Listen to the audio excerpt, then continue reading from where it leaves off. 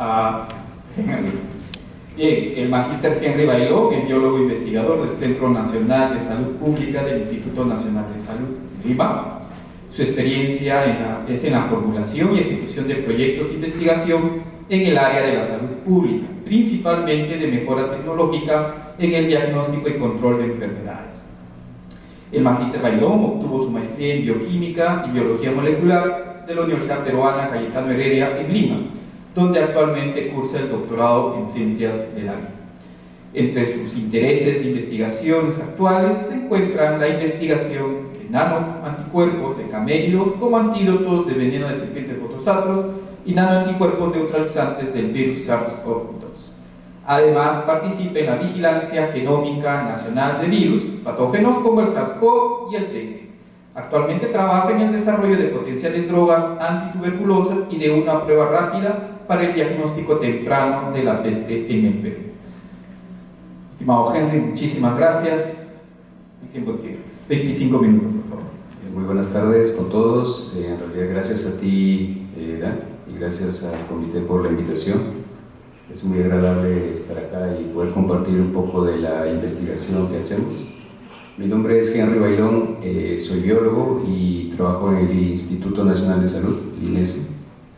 Y bueno, hoy quiero compartir un poco con ustedes el trabajo que realizamos en esta investigación, el tema de desarrollo de un antídoto basado en nanoanticuerpo de camélido contra el veneno serpiente fotosatros. Bueno, como problema general, creo que muchos aquí, los que estamos presentes, tenemos especial interés en el tema de ofilismo, que es un problema muy importante todavía en la salud pública de nuestro país. Como podemos ver, en los últimos años, la vigilancia de este problema de salud pública nos dice que los casos no han disminuido, ¿no?, significativamente. Tampoco la incidencia ni menos las defunciones por este mal. Entonces, eso hace que este problema sea un problema presente, ¿sí?, y que necesita atención, ¿no? La mayoría de los casos, de la casi totalidad, más del 90%, según un estudio reciente, de los casos de ofilismo son causados por la especie Otropsathros, ¿no? Ahora, la solución a este problema, creo que muchos ya lo sabemos, actualmente creo que la única solución para tratar y solucionar los problemas de envenenamiento y ofilismo es el antiveneno. Son los antídotos, son los antivenenos producidos principalmente en equinos, ¿sí? Este es un trabajo necesario, es un trabajo laborioso, riesgoso también, ¿sí? Pero sabemos ya que también trae algunos problemas, no es la única solución, no podemos prescindir de ella, pero tiene algunos problemas asociados, ¿no?, al uso de estos antivenenos. Se sabe actualmente, o hay aproximaciones que nos dicen que solamente el 30% del total de los anticuerpos administrados en un antiveneno son los que en realidad serían neutralizantes, ¿no? Y el resto, la gran mayoría del resto de anticuerpos no tiene en realidad un efecto benéfico, ¿no?, para el tratamiento. Existe una gran cantidad de anticuerpos que puede formar complejos, ¿sí?, con nuestras moléculas y acumularse en diferentes tejidos como vasos, glándula renal y articulaciones, produciendo a lo largo diferentes afecciones, ¿no? Y aquí es necesario mencionar también las reacciones anafilácticas, ¿no? Entonces, con el fin de tratar de hacer un antídoto, un antiveneno mucho más específico, hace muchos años los diferentes grupos de investigación, en diferentes países, en grupos en colaboración, están investigando otras alternativas, como fragmentos de anticuerpos o incluso una molécula que vamos a mencionar ahora, que son los nanoanticuerpos, ¿no?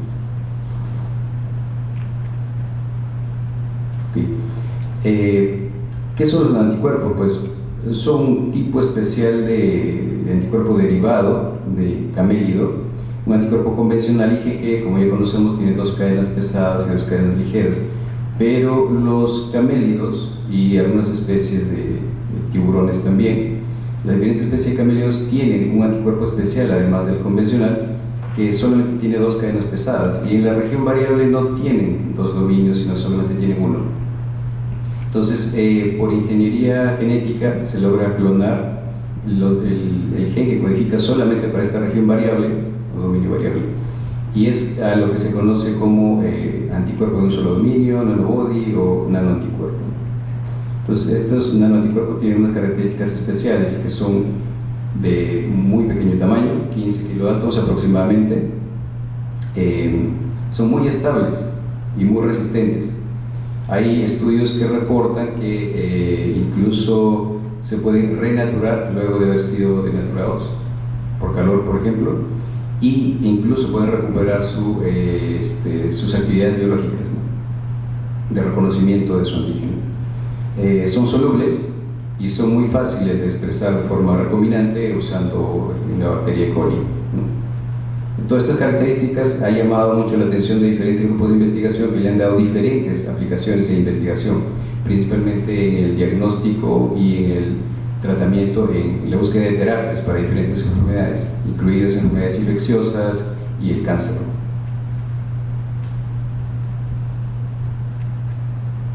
Por ejemplo, aquí tenemos solo algunos ejemplos, solamente por mencionar las investigaciones aplicadas a nanoanticuerpos utilizados como posibles antitoxinas, tanto por el veneno de escorpiones, a un tipo de serpiente que es la cobra toxina, también toxinas de bacterias, como la toxina botulínica, ¿sí?, y la toxina tetánica, ¿no? Solo por dar un ejemplo. Ya mencionamos que las aplicaciones que han recibido en diferentes investigaciones los nanoanticuerpos en realidad es muy amplia y nos tomaría mucho tiempo el comentarlas, ¿no?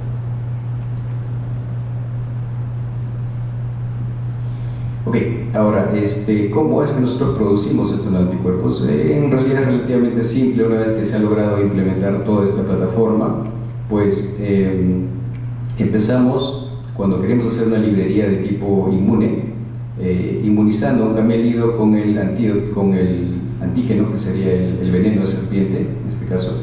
Eso va a inducir que se produzcan y proliferen una gran cantidad de linfocitos, sobre todo linfocitos B, que están expresando los genes para los anticuerpos contra este antígeno, ¿no? De ellos, ya saben, como mencionamos anteriormente, nos interesan los genes de anticuerpo de cadena pesada y particularmente los nanoanticuerpos, ¿no? Luego nosotros por PCR y RT-PCR clonamos esas regiones de esos genes de nanoanticuerpos y elaboramos una librería en un vector especial, en un vector fagémido, ¿sí? Clonamos y transformamos en E. coli. Esta es lo que sería para nosotros nuestra librería, ¿sí? A partir de ella nosotros seleccionamos, expresamos los bacteriófagos que están produciendo o expresando en su superficie los nanoanticuerpos, y seleccionamos utilizando el mismo, una proteína de interés. Por ejemplo, podría ser una proteína hemorrágica del veneno, una proteína miotóxica, los nanoanticuerpos específicos contra esa toxina del veneno, ¿no? ¿Sí? Entonces vamos a producir estos nanoanticuerpos y vamos a emplearlos en los diferentes ensayos. Ok, este es el proceso de selección. Bueno, y ya mencionamos que nosotros necesitamos un antígeno puro, ¿sí? Una proteína pura. Como ejemplo había mencionado una proteína hemorrágica, por ejemplo, que podría ser el veneno de otros átomos, como fue en nuestro caso, ¿sí? Esto va a hacer que los bacteriófagos que están expresando en su superficie los nanoanticuerpos, ¿sí? Perdón, olvidé mencionar que en nuestra librería nosotros inoculamos un fago ayudante, un fago helper, ¿sí? Esto va a hacer que produzcan diferentes clones de nanoanticuerpos, pero nos interesa seleccionar solamente los que expresan nanoanticuerpos específicos para nuestra proteína de interés, por ejemplo, proteína hemorrágica, ¿no? Vamos descartando los otros, nos quedamos con estos, y esto se hace entre 2 a 3 rondas de selección, ¿sí? Entonces vamos a infectar con estos fagos que tienen los nanoanticuerpos de nuestro interés a bacterias E. coli, ¿sí?, especiales, y vamos a hacer que expresen en una pequeña escala estos nanoanticuerpos para evaluar su sensibilidad contra el antígeno, ¿sí? Bueno, nosotros caracterizamos de inicio el veneno, nuestro veneno de Botrosatrox, que fue colectado principalmente de la región Loreto, ¿sí? un pool de venenos, y este fue el análisis de dosis letal media, ¿sí? Podemos ver acá. El valor de DL50 de nuestro veneno fue 3.96 microgramos por gramo de ratón.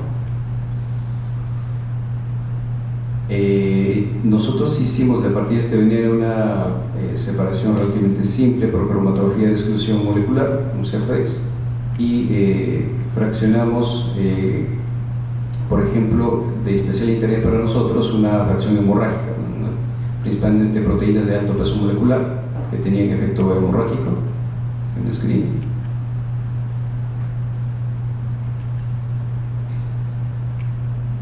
Esta es la proteína hemorrágica, la proteína, la fracción que tenía actividad miotóxica. Este fue el esquema de inmunización que utilizamos nosotros, principalmente, primero un esquema de inicio, un esquema primario, pero a nosotros al final de este esquema observar que no había suficiente respuesta inmunológica o potencia del suero obtenido en este punto, es que se decidió, a recomendación del doctor Carlos Chávez, realizar más inmunizaciones, ¿no? Eso fue lo que hicimos. Entonces, luego de esto sí, nosotros pudimos obtener una mejor respuesta, una mejor potencia, ¿sí? Y luego de esto fue que colectamos sí, los linfocitos que mencionamos para elaborar la librería de nanoanticuerpos, ¿no? Comentar que usamos un ayudante diferente del ayudante que es más comúnmente usado, que es el ayudante de Freud. Este ayudante aquí, hay diferentes estudios que reportan que tiene una mayor respuesta inmunológica de tipo humoral y también una menores reacciones adversas, ¿sí? En los animales de experimentación. Ahora, este es el análisis del título de anticuerpos en los diferentes tiempos, ¿sí? Nosotros en el esquema primario tenemos un buen título, se desarrolló rápidamente el aumento del título de anticuerpos, pero como ya mencionamos, no había suficiente potencia de neutralización del anticuerpo aquí, por eso tuvimos un tiempo de espera y después empezaron a hacer nuevas inmunizaciones, ¿no?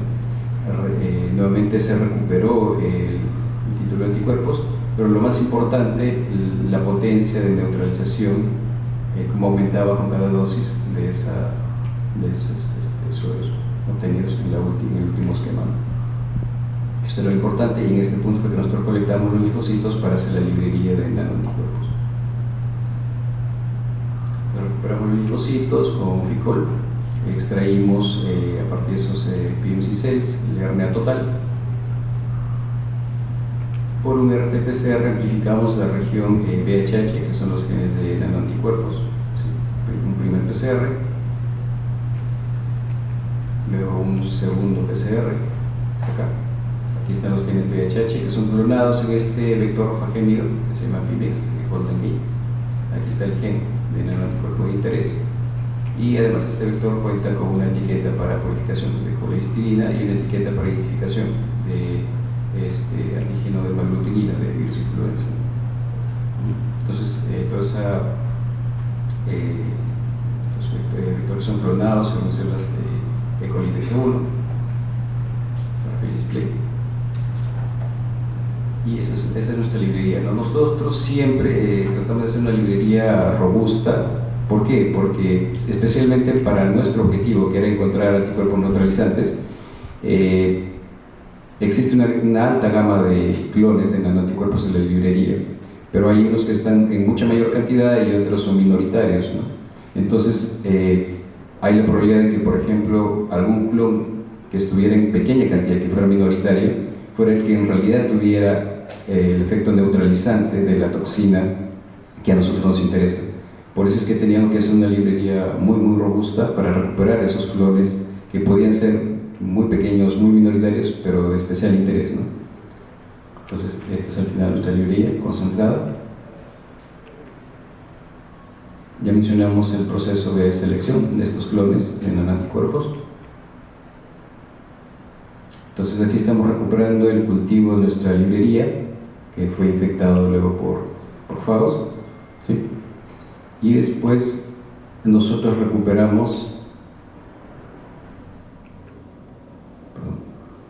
Nosotros recuperamos por centrifugación y precipitación de estos fagos recombinantes, que son los pellets blancos que ven aquí, ¿sí? Y los suspendemos y cuantificamos. Estos son los fagos recombinantes que ya están expresando nanoanticuerpos en su superficie, ¿no? Ahora, para el phage display nosotros fijamos el antígeno de interés. En este caso era una proteína hemorrágica y en otro puso una proteína miotóxica. El antígeno para seleccionar los clones de nanoanticuerpos, lo bloqueamos y se lava. Aquí viene el proceso de selección. Siempre usamos un control negativo. ¿Por qué? Porque vamos a ver que los diferentes nanoanticuerpos que se están expresando de nuestra librería pueden pegarse también a la placa, pueden pegarse a elementos del buffer de bloqueo, ¿sí? Entonces, para nosotros evitar, siguiente por favor, para nosotros evitar seleccionar estos clones inespecíficos, realizamos diferentes diluciones de esa librería de fagos recombinantes. ¿Por qué? Porque solamente en el pozo de selección de nosotros hemos usado el antígeno, el control positivo, donde tenemos, por cierto, la mayor cantidad de clonas. Realizamos diferentes diluciones porque también existen algunos clones de nanoanticuerpos que son inespecíficos, no se pegan a nuestro antígeno, ¿no? Entonces, en las diluciones en las que nosotros tenemos esos fagos recombinantes específicos que si se pegan al antígeno, es que nosotros trabajamos con esas diluciones, ¿no? ¿Para qué? Para replicar, como vamos a ver ahora, una gran cantidad de clonas. Siguiente, por favor. Siguiente, por favor. Ahí. Entonces, a partir de esas diluciones, nosotros replicamos una gran cantidad de clonas, cada ronda por lo menos 94 clonas, para hacer una expresión a pequeña escala. Sí. Siguiente, por favor. En un cultivo de 1 mililitro solamente, y con el sobrenadante de esos cultivos, y haciendo un shock osmótico, porque ahí están los nanoanticuerpos, es que nosotros realizamos un ELISA para ver dónde están expresándose esos nanoanticuerpos. Siguiente, por favor. ¿Sí? El ELISA se hace utilizando un anticuerpo primario contra la etiqueta que vimos que tiene el vector contra antígeno de hemaglutinina de virus influenza. Sí, entonces ya tenemos varios clones positivos acá, ¿no? Que están reaccionando a la ELISA. Y son estos clones positivos lo que nosotros vamos a secuenciar el gen para ver cuáles son específicos, porque en realidad muchos de ellos son repetidos, ¿no? Son repetidos, son la misma clones, tienen la misma secuencia del gen, por lo tanto son el mismo nanoanticuerpo. Siguiente, por favor. Aquí está, clones positivos por ELISA. Siguiente, por favor. Aquí está. Entonces, después de secuenciar las 94 clonas, nos quedamos con estas, ¿no? Entonces, porque estas tienen secuencias únicas. Por ejemplo, de cada una de estas puede haber habido, en algún caso, 10, 20, 30 o más, a veces clonas positivas que vimos en el ELISA, pero aquí nos estamos quedando con las que tienen secuencia única, que codifica especialmente para la región CD3, CDR3, que es la que reconoce el epitope. Y así. Ok. Entonces, el anterior, por favor. Este grupo aquí, este grupo de clonas, fue de una librería donde se hizo una selección utilizando el antígeno con actividad hemorrágica del veneno de Botrosatrox, ¿sí? Y tuvimos alrededor de 18 clonas, más o menos, recuerdo, ¿sí? Se expresaron 1 litro de cultivo de expresión de cada clona. Aquí vemos los nanoanticuerpos purificados. Tienen diferente peso molecular, algunos son un poco más pequeños, son un poco más grandes, pero en promedio tienen unos 15 kilodaltons, ¿no? Siguiente, por favor. Luego, utilizando una proteína purificada de la fracción miotóxica del veneno Botrosatrox, podemos ver una menor cantidad de clonas, una menor diversidad, pero igual tuvimos alrededor de 6, 7 más o menos clonas contra la fracción biotóxica, ¿no? Igualmente podemos ver aquí los nanoanticuerpos purificados de diferente tamaño, y cada uno son únicos en su región CD3. El siguiente, por favor. Luego, con esos anticuerpos purificados, hicimos diferentes pruebas para ver si eran capaces de neutralizar la actividad hemorrágica, por ejemplo, en este grupo, de esos 18 nanoanticuerpos. Puedo ver que algunos no tienen un efecto neutralizante, pero otros sí.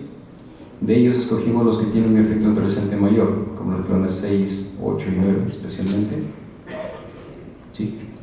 Para hacer otros ensayos vivo. Siguiente, por favor. Entonces, aquí podemos ver ya utilizando diferentes dosis y usando una mayor dosis también de veneno, 5 veces la dosis hemorrágica mínima. ¿Sí? Podemos ver que si nosotros usamos una mayor cantidad de este nanoanticuerpo, podemos ver que hay un efecto de dosis, porque mientras un poco más usamos nosotros el anticuerpo, un mayor efecto neutralizante obtenemos de esa actividad hemorrágica, ¿no? Tanto para los anticuerpos 6, 8 y 9. Entonces, eso es por la parte de los anticuerpos que eran neutralizantes de actividad hemorrágica. Siguiente, por favor. De la misma forma, los clones de nanoanticuerpos neutralizantes para la fracción biotóxica se evaluaron también, y pudimos ver que algunas clonas como la 85 y la clona 35 tenían un especial efecto neutralizante, ¿no? Sí, evaluando la actividad biotóxica. Perdón. Siguiente, por favor. 5 minutos. Sí, terminamos. Nos interesaba juntar las actividades neutralizantes, tanto hemorrágica, antihemorrágica como antimiotóxica, de daño muscular, en los ratones, para ver si neutralizando ambos efectos con estos nanoanticuerpos que hemos conseguido, podían anular la letalidad en ratones, ¿no? Del veneno completo. Así que nosotros, al hacer este ensayo de letalidad, lo que vimos fue que los anticuerpos que neutralizaban tanto actividad hemorrágica como biotóxica no podían neutralizar la acción letal del veneno completo u otros átomos, ¿sí? Pero al examinar los ratones sí pudimos ver que estaban aparentemente sanos, es decir, no vimos nosotros efecto hemorrágico ni tampoco miotóxico del veneno completo. Entonces, no logramos el objetivo principal, que era tratar de conseguir un antídoto completo, un antiveneno, usando estos anticuerpos. Pero es rescatable, yo considero, y eso lo juzgarán, lo demás es que sí logramos identificar estos anticuerpos que tienen una gran potencia neutralizante de la actividad hemorrágica del veneno y también miotóxica, ¿no? Como en toda investigación nos quedan preguntas pendientes y algunos objetivos pendientes. Este fue el nuestro, ¿no? Como todos saben, como muchos sabemos, en realidad los venenos de serpientes son una mezcla pero muy compleja de toxinas, ¿sí? Entonces, en realidad nosotros necesitamos neutralizar varias de estas toxinas para poder neutralizar el efecto letal de todo el veneno, ¿no? Esto es lo que ocurre con el antiveneno completo, ¿no? Esta por el momento es una ventaja, ¿sí?, del antiveneno clásico, porque se inmuniza con todas las toxinas del veneno, ¿no? Y se obtiene también anticuerpos neutralizantes de todas estas toxinas. Por eso es necesario seguir investigando, y nosotros es lo que pretendemos en un momento hacer, continuar investigando qué nanoanticuerpos de esta librería neutralizarían las otras toxinas importantes del veneno de otros ácaros para lograr el objetivo final de tener un antiveneno completo, ¿no? ¿Sí? Bueno, siguiente, por favor. Estas fueron nuestras conclusiones. De inicio, el suero que obtuvimos al final de los esquemas de inmunización fue capaz de neutralizar el veneno completo, el suero hiperinmune. Logramos generar una librería de genes anticuerpos inmunizando con este veneno y producir anticuerpos recombinantes para dos proteínas importantes del veneno, una hemorrágica y una miotóxica. y se lograron hacer ensayos para demostrar que estos anticuerpos fueron neutralizantes de estas dos actividades biológicas del veneno importantes. Sin embargo, como ya comentamos, no se logró el objetivo de neutralizar la letalidad del veneno en ratones utilizando estos anticuerpos, y esperamos realizar más estudios para completar y identificar qué otros anticuerpos pueden ayudarnos a conseguir un antiveneno completo basado en nanoanticuerpos para otros datos. Gracias.